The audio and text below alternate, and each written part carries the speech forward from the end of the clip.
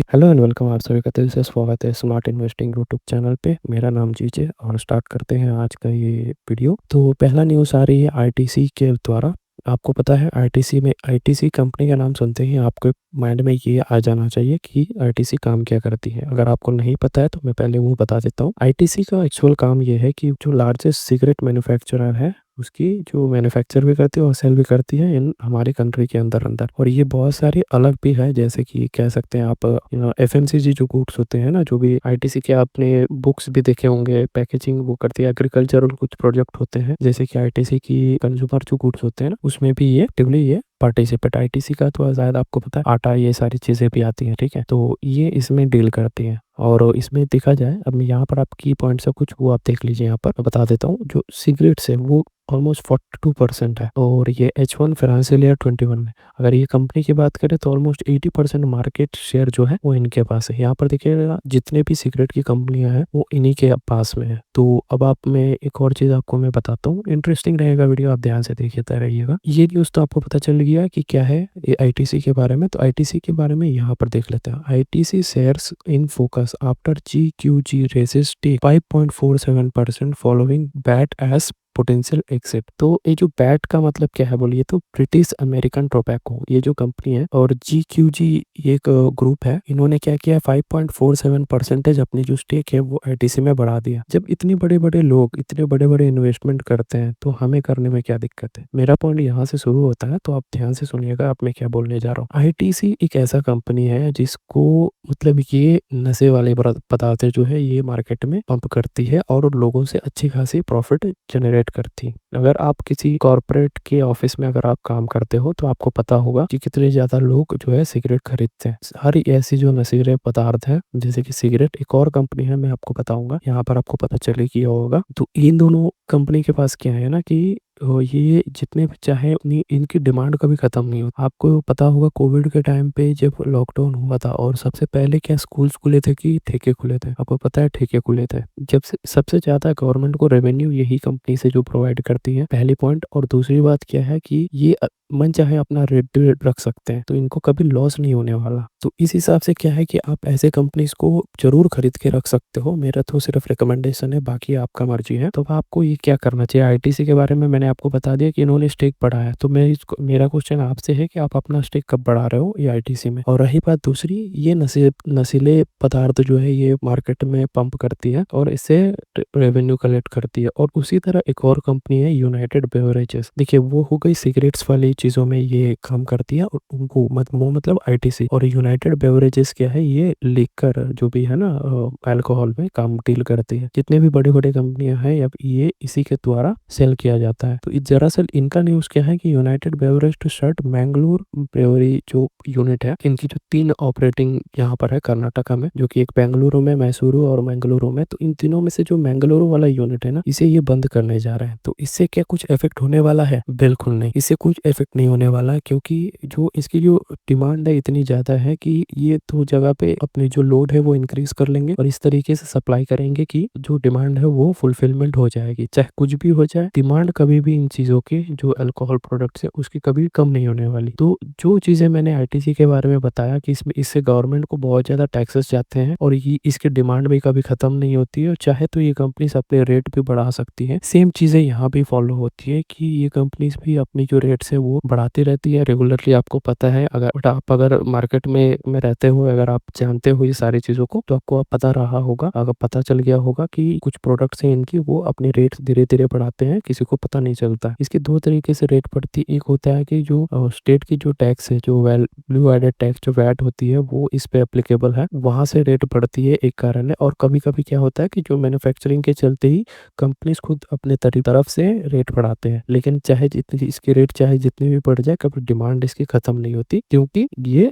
नशीले पदार्थ है जो एक बार अगर कोई पीना स्टार्ट किया तो वो लाइफ टाइम पीता ही रहेगा। बात कर लेते हैं टेक के बारे में, या फिर ये कह सकते हैं इसके बारे में। यूनाइटेड स्पिरिट्स या यूनाइटेड बेवरेजेस ये दोनों अलग अलग है और यूनाइटेड स्पिरिट्स भी एक और कंपनी है। अब इस पे भी ध्यान सकते हैं, इनकी जो शेयर्स है वो 4% जंप की है तब जब जेपी मॉर्गन, जो आपको पता होगा कि एक एनालिटिक्स या यूं कह सकते हैं एक रिसर्च बेस्ड ऑर्गेनाइजेशन है जो कि रिपोर्ट्स प्रोवाइड करती है, उन्होंने क्या किया है, इसकी जो ओवरवेट से मतलब इसको अपग्रेड कर दिया है कि ओवरवेट, और इनकी जो टारगेट है वो 1760 तक दे दी गई है। तो अभी इस कंपनी के बारे में जान लेते हैं। यूनाइटेड स्पिरिट्स क्या करती है, यूनाइटेड ब्रेवरीज की क्या रिपोर्ट है, कैसी है, और आईटीसी के बारे में। तो सबसे पहले हम लोग शुरू करते हैं आईटीसी के बारे में। तो आईटीसी की आप देख सकते हो मार्केट कैपिटलाइजेशन है 5 लाख करोड़ था, और इसकी जो करंट प्राइस चल रही है वो 418 के आसपास, और इसकी जो बुक वैल्यू है वो है 56, और फेस वैल्यू 1 है, और इंडस्ट्री की पी चल रही है 53, और स्टॉक की जो पी है 26। सोच रहे होंगे कि इंडस्ट्री के पी से भी बहुत कम है, तो इसका रीजन ये है कि ये जो आईटीसी है ना,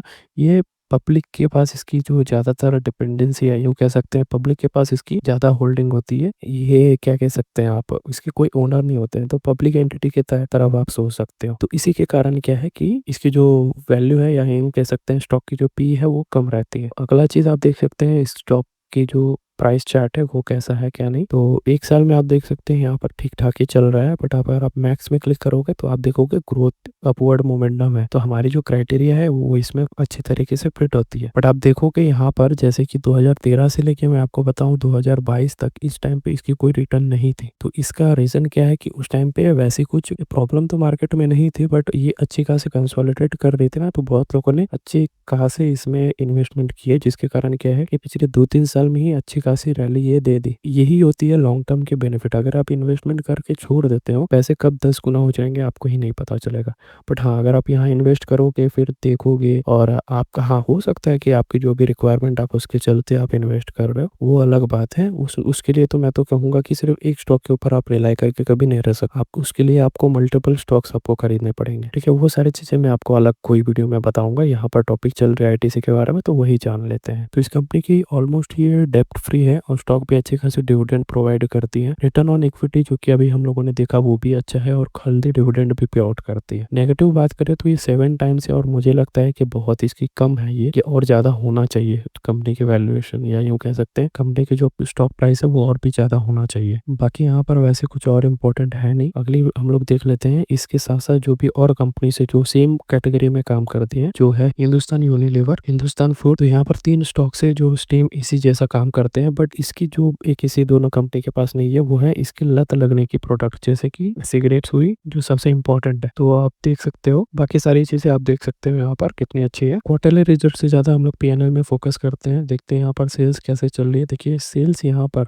10 साल की मैं अगर देखूँ या 1 साल का भी मैं अगर देखूँ, तो पहले 70,000 थी, और अभी ये बढ़कर 75,000 हो गई। ऑपरेटिंग प्रॉफिट आप देखोगे तो थोड़ी सी घटी है, क्योंकि इसकी जो एक्सपेंसेस है वो बढ़ गई, अच्छी खासी बढ़ गई, तो जिसके कारण उसकी जो ऑपरेटिंग प्रॉफिट है वो थोड़ी घट गई। बट इंपॉर्टेंट ये है कि इन सब के चलते क्या हमारी नेट प्रॉफिट में कोई इफेक्ट हुई या नहीं। तो नेट इतनी ज्यादा कमाने के बाद इस बार टैक्स भी थोड़ा कम देना पड़ा, जिसके कारण इसकी जो नेट प्रॉफिट है वो बढ़ गई। तो अब यहाँ पर देख सकते हो 20,000 की जो नेट प्रॉफिट थी वो 35,000 हो गई। तो यहाँ पर हमें पॉजिटिविटी दिख रही है। तो मैं तो पहले से ही आपको कहा, जब इतने बड़े बड़े कंपनीज यहाँ पर अपनी स्टेक बढ़ा रहे हैं, तो हम लोग क्यों नहीं बढ़ाए भाई, सिंपल सी बात है। इसकी जो सेल्स ग्रोथ है वो आप देखोगे कंसिस्टेंट रहेगा, क्योंकि ऐसे प्रोडक्ट है जो एक बार कोई इंसान लत करता है तो वो करता ही रहता है। तो इसकी रेट जो है वो इसी रेंज में रहेगी। बट आप रिटर्न ऑन इक्विटी में देखोगे ये 25 इसलिए दिख रही है क्योंकि रिसेंटली इसकी जो स्टॉक प्राइस है वो बढ़ना स्टार्ट की है, तो इसीलिए वो ऐसे दिख रही है। बट इसी से पहले अगर देखोगे तो आप 12-13 इसी रेंज पे थी। ये तो हो गई हम लोगों ने उसके बारे में बात किया। डेप्ट इस कंपनी के पास में बिल्कुल नहीं है, 200 करोड़ के आसपास है। तो बाकी चीजें देख लेते हैं। शेयर होल्डिंग पैटर्न में ये इंपॉर्टेंट पैरामीटर है हम लोगों का, मतलब इस चैनल में अगर आप फॉलो करोगे तो मैं एक इंपॉर्टेंट पैरामीटर बताऊंगा शेयर होल्डिंग पैटर्न को। तो यहाँ पर देखिए FIS देखिए 12% है, और 12% से लेके अभी 40 के आसपास तक पहुंच गई है। और DIS की बात करें तो 42 से 45%, मतलब ये दोनों ही मिलकर ऑलमोस्ट 90% स्टॉक ये होल्ड करते हैं। और जो पहले पब्लिक के पास इतनी ज्यादा थी, पब्लिक को चाहे कुछ भी हो जाए, पब्लिक को कभी बेनिफिट नहीं जाना चाहिए, ऐसा लोग सोचते हैं, क्योंकि अमीर अमीर बनता है, गरीब और गरीब बनता है। तो पब्लिक के पास से ये जो स्टेक है वो घटते हुए 15% तक आ चुकी है। खैर कोई नहीं। तो ये तो हम लोगों ने एक कंपनी की बात कर ली। दूसरी जो कंपनी है यूनाइटेड बेवरेजेस, उसको सर्च कर लेते हैं, यूनाइटेड बेवरेजेस। तो ये कंपनी के बारे में भी क्रिस्प हम लोग जल्दी फटाफट जान लेते हैं। जो मैंने आपको बताया कि एक अल्कोहलिक जो भी सेल ऑफ जो भी अल्कोहल है उस प्रोडक्ट में डील करती है। मार्केट कैपिटलाइजेशन भी ऑलमोस्ट 54,000 के आसपास है। डेप्ट 620 के आसपास है, जो कि ठीक है मेरे हिसाब से, इतना तो बनता है। और डेप्ट टू इक्विटी देख सकते हैं वो भी कम है। इंडस्ट्री की पी जो है वो 30 है, और बट स्टॉक की पी देख सकते हैं हम कितनी ज़्यादा है। और इसकी जो आरओई है वो भी 10% के आसपास है। डिविडेंड भी ये प्रोवाइड करती है। बाकी अब नेक्स्ट आगे देखते हैं हम स्टॉक प्राइस की। अगर स्टॉक प्राइस की बात करें एक साल के अंदर तो बहुत अप्स एंड डाउन दिख रही है, बट मैक्स में अगर हम लोग देखें तो ये हमारी जो भी कंडीशन है उसमें अच्छे से फॉलो करती है, क्योंकि इसकी जो मोमेंटम है वो अपसाइड ही जा रही है। तो ये हो गई। अब इस पे जो पॉजिटिव और नेगेटिव की बात करें तो पॉजिटिविटी में आप देखोगे तो डिविडेंड पे करती है, एक पॉइंट है, ये तो इग्नोर करिए आप। डेटर्स ये भी इग्नोर करिए। तो वैसे देखा जाए तो ठीक है, डिविडेंड इसमें सिर्फ डिविडेंड की बात की गई है, पॉजिटिविटी है यहाँ पर। रेडिको खेतान आप इसी ये भी एक स्टॉक है जो कि इंपॉर्टेंट है, सेम चीज़ों में ये भी डील करती है, तो ये भी आप देख सकते हो। इसकी जो पीएनएल है वो उसमें अब हम लोग ध्यान देते हैं थोड़ा सा। और पीएनएल पे आप देखोगे मैं पिछले 2 साल का मैं कंपेयर करता हूँ। पहले 7,500 थी, फिर 8,123 हुई, फिर 8,915, मतलब ये अपवर्ड मोमेंटम में ही जा रही है। और साथ ही साथ अगर इसके एक्सपेंसेस भी देखा जाए तो भी वो ठीक है। अब ऑपरेटिंग प्रॉफिट आप देखोगे 616 से लेकर 8,841 तक पहुंच गई है। और नेट प्रॉफिट की बात करें तो वो भी 300 मतलब 305 से लेकर 442 तक पहुंच गई है, जो कि पॉजिटिव और अच्छी बात है। ये सब क्या है ना, सडन ग्रोथ ले देती है, ये धीरे धीरे जो है वो रिटर्न देती है। लेकिन सेम जैसे आईटीसी में थी उसी तरह यहाँ पर भी 7, 6, 15, 10 यही रेंज में इसके कंपाउंडेड सेल्स है। तो ऐसा क्यों नहीं है? क्यों है? क्योंकि इसमें एक्सपोनेंशियल कोई ग्रोथ नहीं आती, सडन डिमांड बोल के कोई चीज नहीं रहती। हर महीना इसमें एक ही तरीके की डिमांड रहती है, तो कंसिस्टेंसी मेंटेन रहती है। और रिटर्न ऑन इक्विटी ये सब देख सकते हैं 10, 15 ये ऐसे ही देगी, आप मानो या ना मानो, इसकी जो रिटर्न है वो ऐसे ही देगी। आप पूछोगे आईटीसी में क्यों है, मैंने आपको उसी वक्त बताया था कि आईटीसी में क्या है कि शेयर प्राइस पिछले 2-3 सालों में ही ज्यादा पड़ी है, इसी के कारण वहां पर 20-25 तक की रिटर्न आपको इक्विटी दिख रही थी। जो नेक्स्ट हमारी क्राइटेरिया है वो है share holding pattern. Share holding pattern में आप देखोगे तो जो प्रमोटर्स है, प्रमोटर्स के पास में ही ऑलमोस्ट 70% है, तो हमें डरने की कोई बात नहीं है। और पब्लिक तो जब 70% इनके पास है और पब्लिक के पास सिर्फ 5% तक है, तो बचा कितना? 25%। और 25 में से यहाँ पर आप देखोगे तो 22%, 23% तो डीआईएस और एफआईआईएस के पास ही है। और गवर्नमेंट भी इसमें अपना हाथ रखी है, क्योंकि गवर्नमेंट को भी रेवेन्यू आना जरूरी है। बस इतना था इसके बारे में। एक और कंपनी हम लोगों ने बात की, ये बेवरेजेस हो गई। अब हम लोग बात कर लेते हैं यूनाइटेड स्पिरिट्स के बारे में। यूनाइटेड स्पिरिट्स हम लोग देख लेते हैं, ये भी सेम रहेगी मुझे जहां तक की पता है यूनाइटेड स्पिरिट्स, क्योंकि ये भी ऐसे ही डील करती है। तो अभी बात कर लेते हैं यूनाइटेड स्पिरिट्स के बारे में। तो इसकी जो मार्केट कैपिटलाइजेशन है वो देखिए 1 लाख करोड़ से ऊपर है, और डेप्ट देखिए कितनी कम है, 480 करोड़ की है। और इसकी जो डेप्ट टू इक्विटी देखिए कितना कम है, तो ये भी आपको ध्यान देना है। इंडस्ट्री पी 30 का है, बट स्टॉक की पी देखिए इसके डबल से थोड़ी ज्यादा, मतलब 70 के आसपास है। बुक वैल्यू 111 है, और रिटर्न आरओसी और आरओई देखिए ऑलमोस्ट 20 के ऊपर है, तो ये भी पॉजिटिव है हमारे हिसाब से। और ये किस में डील करती है, यहाँ पर आप देखिए जो स्कॉच फिश की ये सारी चीजें होती है ना, ब्रांडी रम वोडका जिन, ये सब प्रोडक्ट्स में ये डील करती है। ऑलमोस्ट 80 ब्रांड्स इस ब्रांड के अंदर में है, 80 तरीके की वैरायटी इसमें आपको मिलती है, तो ये भी उसी कैटेगरी में आती है। और नेक्स्ट है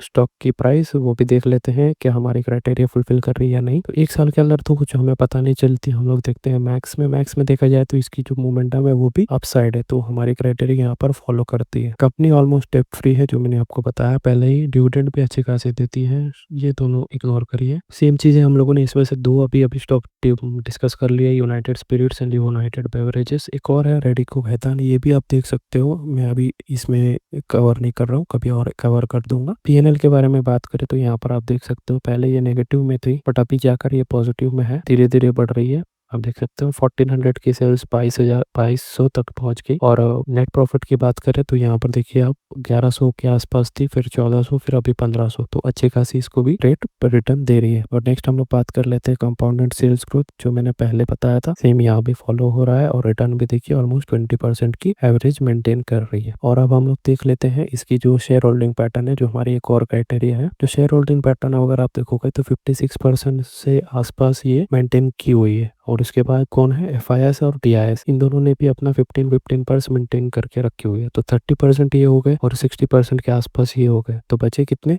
ऑलमोस्ट 14%। तो यहाँ पर आप देख सकते हो वो सब पब्लिक के पास है। पब्लिक के पास में पहले बहुत ज्यादा था, बट अभी धीरे धीरे कम हो रहा है। खरीद कौन रहा है? ये एफआईआईएस और डीआईएस। क्योंकि उनको पता है कि ये चाहे कुछ भी हो जाए, ये धीरे-धीरे बढ़ेगी बट कभी इसकी डिमांड ख़त्म नहीं होने वाली है। तो बस इतना ही मैं इस वीडियो में बात करूँगा। तीनों स्टॉक्स की हम लोगों ने बात कर ली। पहली थी आईटीसी, दूसरी है यूनाइटेड बेवरेजेस और तीसरी है यूनाइटेड स्पिरिट। हम लोगों ने तीनों स्टॉक के बारे में डिस्कस कर लिया। अभी मार्केट में इसकी कंडीशन क्या है कि वो भी हमें पता कर ली। इस वीडियो में सिर्फ इतना ही रखते हैं और एंड में आपको छोटी-सी रिक्वेस्ट है, स्मार्ट इन्वेस्टिंग यूट्यूब चैनल जहाँ पर आप ये वीडियो देख रहे हो, यहाँ पर आपको जो भी इस वीडियो को कमेंट करके बता सकते हो कि आपको कैसी लगी वीडियो, और साथ ही साथ सब्सक्राइब करना ना भूलें। और थैंक यू सो मच आप लोगों ने जो भी प्यार दिया है पिछले 2-3 दिनों में। Thank you.